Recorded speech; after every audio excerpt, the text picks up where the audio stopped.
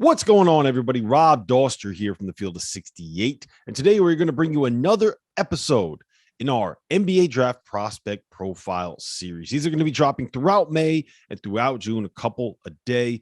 So if you do like this content, make sure you subscribe to the channel and do hit that like button. Anything that you can do to interact with these videos, it really does help the channel. It helps more people like you find this content. And since I have you here, make sure you check out our Instagram and TikTok pages. We are going to be pumping out more unique content over there throughout the spring and the summer heading into the 2022-23 college basketball season. Like, for example, did you know that Penny Hardaway was shot when he was in college?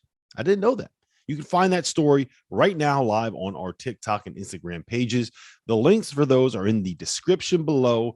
So without further ado, let's get into another Field of 68 NBA Draft Prospect Profile.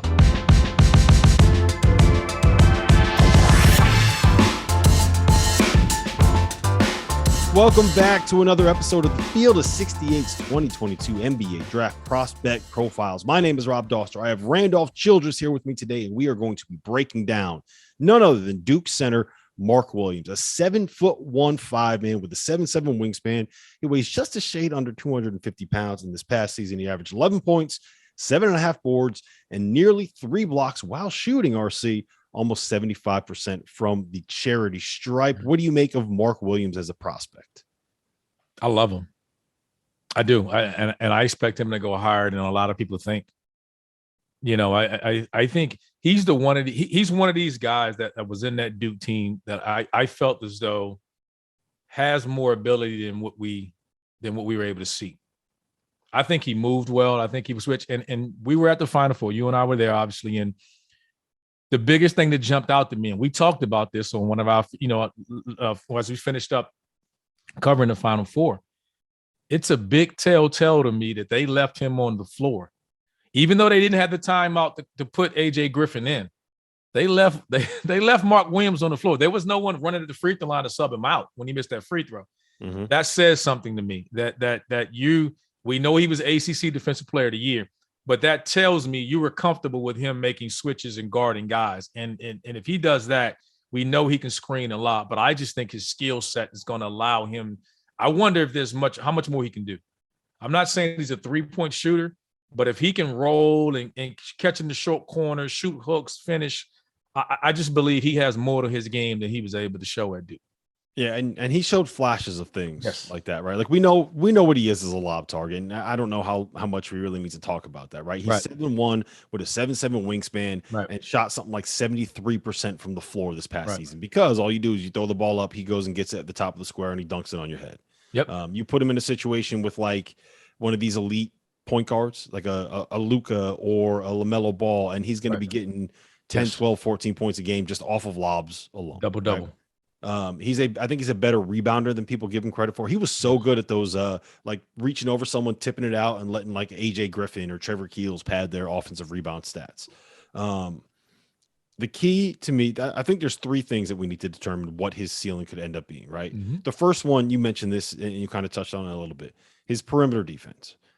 Duke played a lot of drop. They also put him in switches at times. And I think that he kind of held his own. And it doesn't matter how good you are defensively. We've seen Rudy Gobert, who I think everyone can agree is the best rim protecting 5 in the NBA. Right. We've seen him get played off the floor in NBA playoff series before. And if it happens to Rudy Gobert, it can happen to anybody. So where do you stand on his ability to switch and his ability to guard ball screens?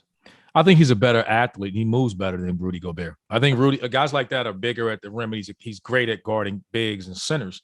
But at some point in the NBA, you're going to be a small ball lineup and you're going to have to switch 5. You got to sit down, you got to guard. He's shown the ability to do that at the college level. I think he can do that even in the NBA level now against the elite guys. Like no one guards Luka one-on-one. No one guards Tatum. So you don't do those comparisons. You double, and by that time they're scheming saying we're leaving somebody else open and we're living and we're dying. You just run at them late. He can do all those things. I think he's shown that day one. I mean, we know what you're getting from him. I mean, there's not a lot of guys. We say what you want. There's a lot of ifs and buts about what those guys can be. We know Mark Williams. Say what you want. I don't know if there's 5 guys that we can say, all right, we know he's a lob threat. We know he's a good defender. And everything else comes along. We know that translates day one at 7 feet. So he's going to come in and screen and roll to the rim, lob dunk, check. We know we can play in drop coverage, protect the rim, ACC Defensive Player of the Year, check. So he's coming in. We know he can rebound the basketball, check. So that those things, you know, with a footer, you're already concerned about check, check, check. Now it's just the other things that he allows you to do. You're like, okay, how much can he punish switches now? Those are the things he has to get better at. But again, can we switch one-on-one? A lot of teams are not. It depends on the philosophy. We watched Milwaukee just say, we're going to live and die and let Boston shoot 53s. We're just going to stay on our drops. We're not doing anything. And they got one of the best defenders in the league in Giannis, and they still didn't change. So if he gets in that situation, then I think he can be successful as early as any of these rookies. He's not going to be the offensive force, but that's not what he's ever been asked to do. And I don't know if that's something that he can develop and be better. But coming in, so many guys focus offensively. He's a guy that's going to be ready to play in drops, ready to switch when he needs, ready to defend, ready to rebound. And he knows that he's already done that. And he's accepted that role. So it translates for him. Yeah, I think if you look at what someone like Robert Williams, you mentioned the Celtics, look at what Robert Williams does for the Celtics. Look at the role that JaVale McGee plays on the Suns, right? I think worst case scenario with Mark Williams, you're getting someone at that level. Now, if he ends up being a more mobile five, I think someone that can do someone like a Mitchell Robinson is kind of a similar role to what he can play. There's two other questions I have. The first one is that shooting ability. If he can get to the point where he can make threes, like we're having an entirely different conversation about him. And look, I don't think that stroke looks terrible. I know he missed a couple big ones in the Final Four, but he shot 74% from the free throw line as a sophomore, basically playing his first season in his first real games for Duke. So I think with work, he can probably get there. You want to know something? I'll say this, and I'll say this here. I think he has a chance to be the best of the Duke guys in the NBA. I think his ceiling is that, because I wonder about, and the reason I say that is, we talked about it all year. Paulo's is really good. Paulo struggles to shoot. Physically, he isn't going to change. I mean, he's 6'10", 250. You know, that's what you're getting. And his game, he's going to have to get out there and switch on the perimeter and play. He's not, you know, he's going to have to get out there and guards. That's not the biggest thing. For what Mark Williams is going to be asked to do as a legit footer, play like a big, it translates out of these. So there's going to be some concerns with Paulo.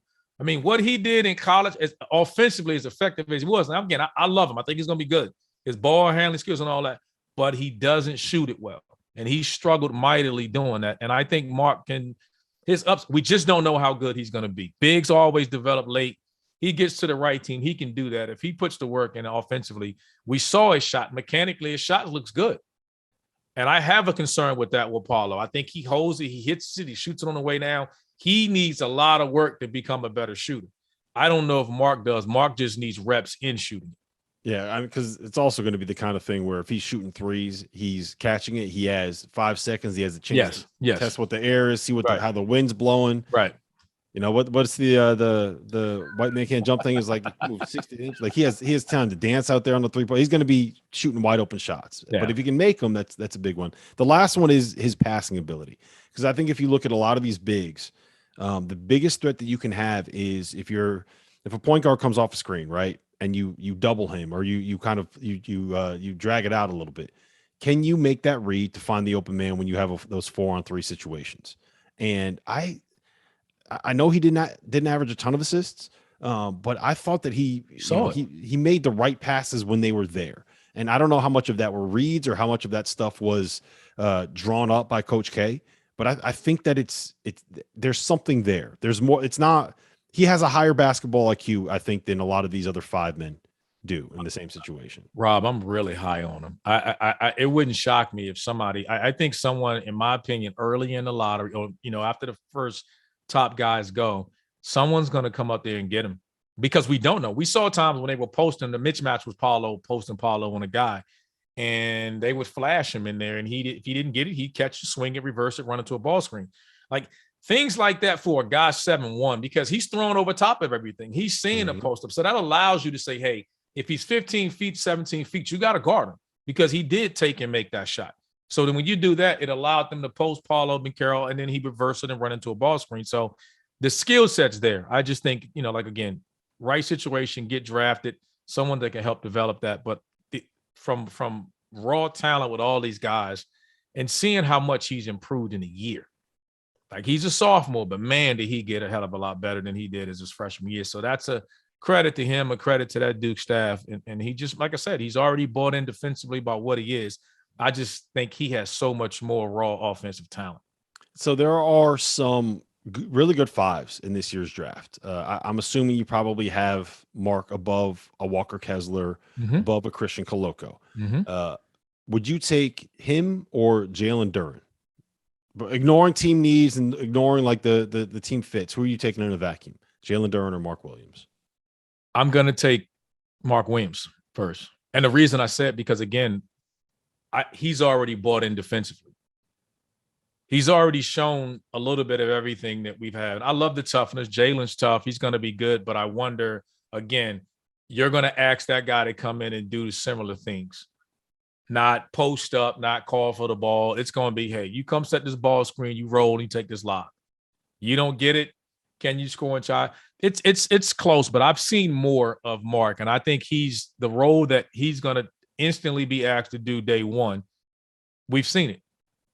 And sometimes, the biggest adjustment for these guys is going to be, hey, you spent your whole life or career doing one thing, then you're going to come in here and you're going to be asked to do this, whether you're a scorer, and then it's like, no, I don't need you scoring. I need you to play D, run the team, and then when you get a shot, you take it, because you're going to have to adjust to so many things. But screening and allowing guards to do what they do and play, say, hey, I'm just going to screen, get you open, I'm going to roll.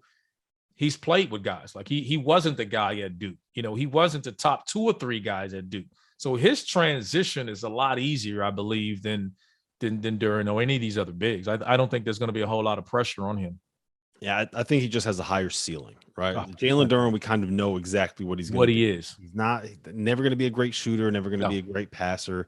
He's going to be 6'11" with a 7'5" wingspan, 260 pounds, and the best athlete on the floor every time he's out there. And hey, maybe sometime he can develop into adding something else. I don't feel great saying that he will. I think he has a high floor, but he kind of is what he is. Whereas Mark Williams, I think there's more all-star potential there. Like, I would not be shocked to see him be a guy averaging 15, 10, couple blocks and shooting 35% from 3 5 years down the road. But listen, this has been the NBA draft prospect profile for Mark Williams. We're doing 40 of these. So make sure you hit that like button, make sure you hit that subscribe button, follow the Field of 68, and you will be able to consume all of that content. So for Randolph Childress, my name is Rob Doster. We will see you on the next episode.